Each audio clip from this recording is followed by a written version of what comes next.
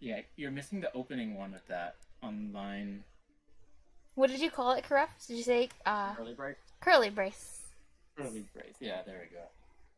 You can also... You're missing the opening curly brace Mm-hmm. on line. I mean, after line five, because you're declaring the method there, right?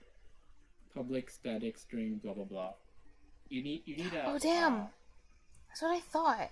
But where did it... There should have been one there. I don't know what happened to it. Maybe I accidentally deleted it. Oh, yeah, yeah. You're right. The curly brace. Also, if Python can use words like truthiness and snake case, then why don't we call the curly brackets squiggly wigglies? The curly braces.